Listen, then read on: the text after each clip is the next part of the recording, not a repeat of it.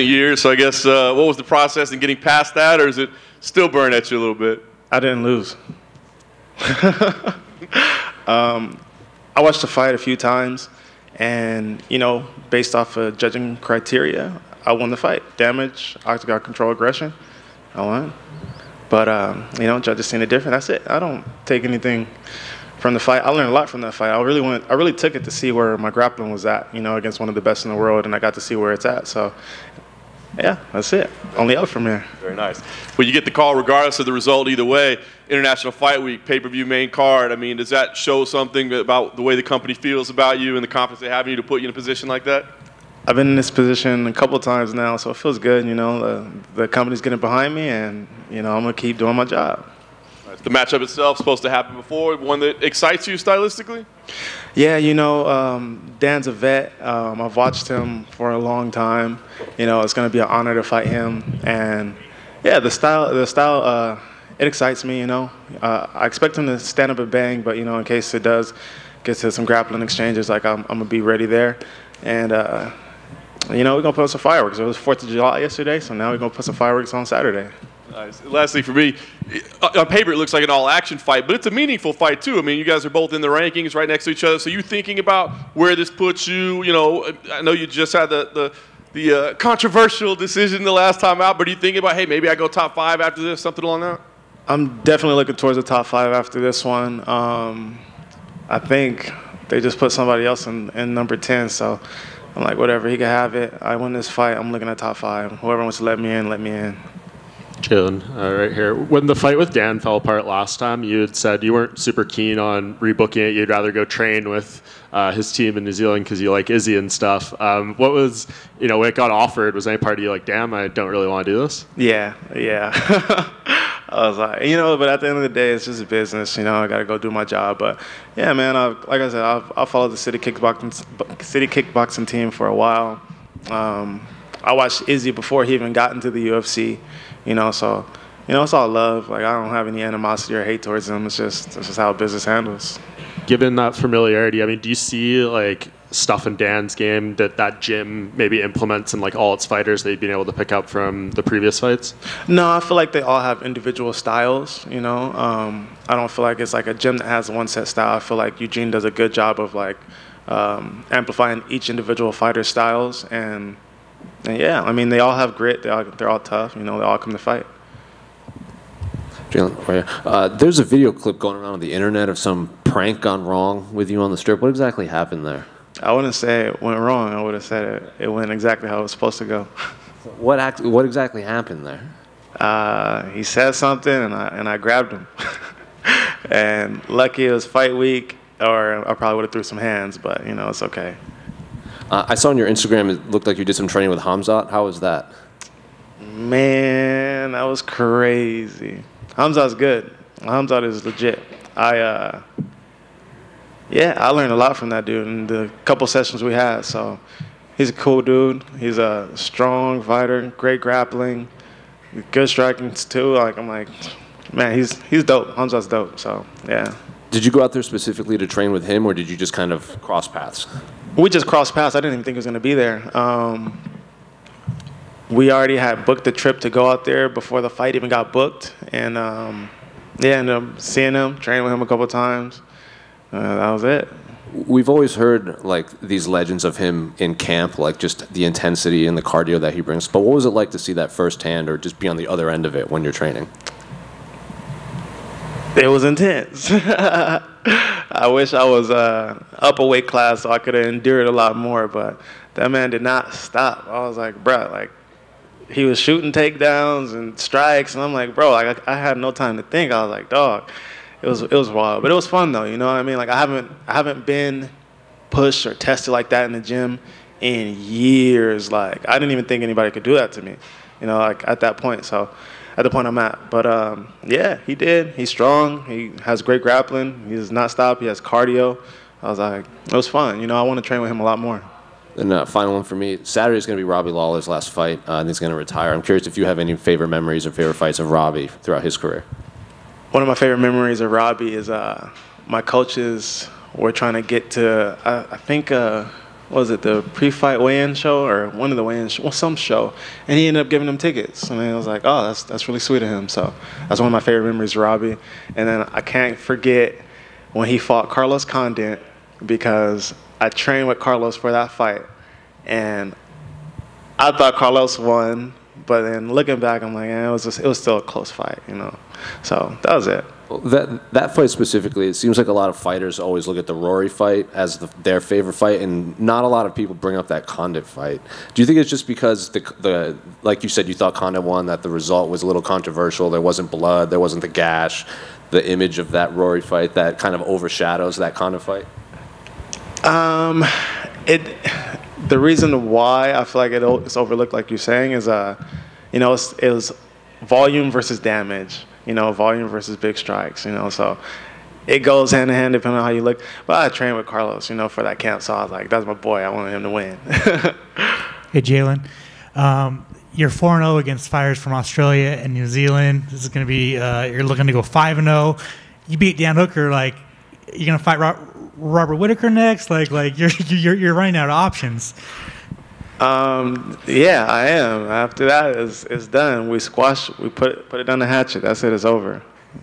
I mean, what's up? You just don't like Australia and New Zealand, or? Dude, it's so funny because it's not even like that, yo. Like, I grew up watching Steve Irwin. He was my favorite. Like, I've always wanted to go to Australia. Australia was the first international place I've been to. You know what I mean? Like, it just happened that way. Like, and it just keeps happening that way. It's just a business. It's a part of the journey. I don't have any vendetta against nobody. Like, you know. Awesome. Thanks, man. Thank you. Hey, Jalin, over here. Obviously, Dan's a pretty big name as well. Like, do you feel like if you go out there and get a finish, this is really going to kind of propel you up the rankings just because of sort of Dan's name value and who he's fought in the past? Ultimately, yes. That's exactly how I'm looking at this fight. You know, he's ranked under me, so I don't feel like it's going to do much in terms of rankings. But, you know, if I go in there, do my job, get the finish, make it look spectacular, you know, people are going to be talking about me. They're going to speak my name a little bit more. I'm going to put more butts in the seats, and, you know, it's going to help me knock on that top 5 door. You mentioned the fight with Gamrot. Did you find that you actually gained more fans from that fight? Because it seemed like there were a lot of people who felt like you should have got the nod in that one. Definitely. I got a lot of support after I didn't expect, and you know, it meant the world to me. It meant a lot, and it really kept me upright in this fight game, you know, because I got real down about that one. But, you know, I just bounced back real quick, you know, seeing all the love and seeing how controversial. Honestly, I was so mad I didn't finish that man, dude. I was so, like, even if I did win the fight, I would have been pissed that I messed up my finishing record. So, well, I'll fight him again. Gamrot's teammate Grant Dawson got a big win last week. I don't know if you caught that. I know he's below you in the rankings, but would you want to fight him at some point just because they're teammates? I'll fight whoever. You know what I mean? Like, my job is to fight. Like, I'm not. I mean, I'll fight him. I'll fight whoever. Like, okay. Y'all know this. Y'all already know. Like, I feel like that's always a loaded question, you know? No. I was just curious because it seems like rankings-wise it would kind of make sense. And just last one for me, you mentioned sort of the circumstances of getting to train with Chimaev. You guys were both there at the same time. Did you guys talk about training together again in the future, or would the stars have to align again, so to speak? Yeah, we talked about training again. I might go back out to Dubai, maybe August possibly. You know, I just want to get this fight done and see how my body feels, see how everything goes. But yeah, definitely, we're going to train again in the future for sure. Jalin in the back. You had mentioned before that Anderson Silva is one of your favorite fighters, and he's getting inducted in the Hall of Fame for you. What was one of your favorite fights of him, and what are your thoughts of him getting inducted? Dang, my favorite fight of his. There's a lot. I like a lot of his fights. I love when he fought Daniel Maia, and I love when he fought Forrest Griffin. I think that Forrest Griffin fight is really, like, iconic, you know, just how poised he was, how slick he looked, and yeah, I mean, I'm happy that he's getting inducted to the Hall of Fame. It's much deserved. Where's your tarantula collection at right now? It's at home in Cali. They don't let me bring them no more. They got scared. How many you have right now? I think like 11. I got a communal setup, so I don't know how many's in that one because a couple of them ate each other. So I think there's probably like 7 in there, and then I got like another 7 or 8 chilling. talking about your last fight, you had mentioned that because of your loss, you had a reconnection with your faith. Speaking of that, how has that benefited you now going into this fight? It's benefited me in so many ways, and I wouldn't even just look at it just as a fight alone, but like everything outside of my life. You know, I got back right with God, and I feel a lot more empowered. I feel a lot more at peace. I don't feel the stresses of life as much as I used to. You know, I just put a lot of the pressure on Him, on God, and you know, it feels good. You know, it's always like a touchy subject because, you know, I started going down like such a dark path and, you know, drinking constantly, and I stopped drinking last year and just started making changes in my life. And then ultimately it just, that last fight showed me a lot of blessings that I feel like I wouldn't have seen if I had won. And, you know, I didn't even expect to talk about that right now. I didn't think anybody was going to ask me that question, but yeah, touches my heart a little bit. Lastly, looking forward after this fight, you had talked about some other fighters. Would you entertain a rematch with Gamrot first, or are you looking of a higher seed in the rankings? Higher seed in the rankings, and if Gamrot gets up there, then we can run it back then. Thank you. Thank you. Hey, Jalin, back here. What's up? What's up, man? I asked this a little more for your reaction. Talking about Australia and New Zealand, what are your thoughts when Alex Volkanovski says he's still interested in 155? I think he'd do great at 155. If he stays up there, I mean, I'd like to fight him. It'd be fun. I respect the man. Like, there's no... Man, see, like, yeah, see, y'all starting that again. See, loaded questions. See? Man, yeah, if he stays at 55, I'm going to be at 55, you know. Like, it's inevitable if we cross paths, you know. If that's how the dice is rolled, then that's it. Kind of feels like it's meant to happen now, right? Nah. I want to go. I want to go train with these dudes. We got to be cool. Yeah, never mind. I take back what I said. We're gonna be training partners. To talk back about it, you know, with the decision and everything, is it in the back of your mind, like, you know, I need to show the judges a little more or something? I'm not going to the judges. I'm not going to the judges. Yeah, thank you. That's it. No more judges. Yep. Yeah, thank you and good luck. Jalin, just going off the back of that, how do you see the fight going down with Volkanovski and Rodriguez? Oh, man, I think either someone's going to finish early or it's going to be an amazing decision. There's no other way around it. I want to see how Volkanovski's boxing and basics, if that can nullify Yair, or if Yair can, you know, use his kicks for really good distance management and, you know, use that creativity, those spins, and keep Volk on his toes and, you know, ultimately set up a finish from there. Or, you know, if it turns into some grappling exchanges, I want to see how they do, how both of them do.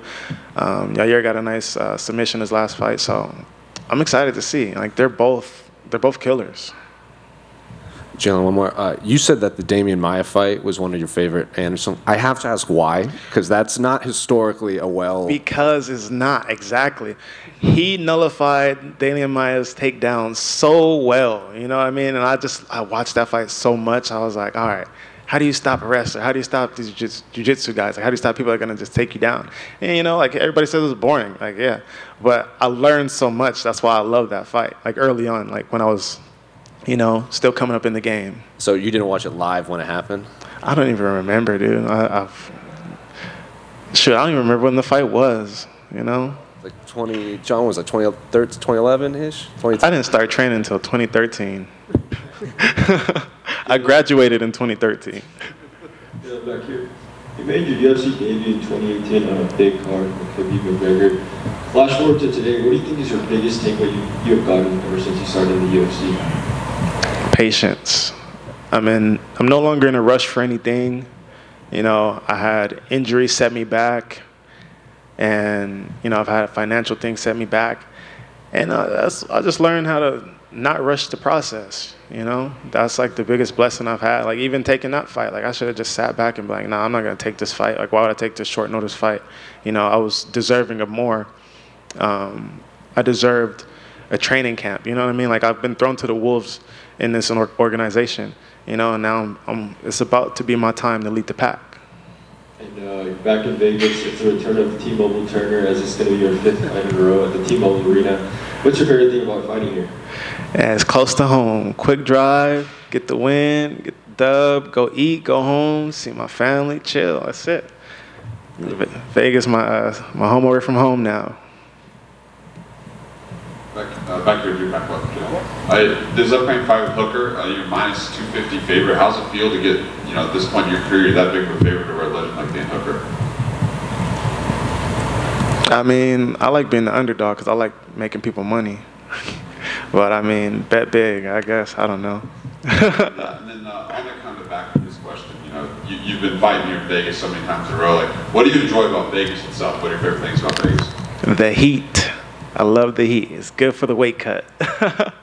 I like the atmosphere, A lot of people get behind you in Vegas, you know what I mean? Like, I love that. And, it's one of the fight capitals, you know what I mean? Like, everybody always envisions fighting in Vegas and Madison Square Garden. So, I've been doing the latter, so I'm enjoying it.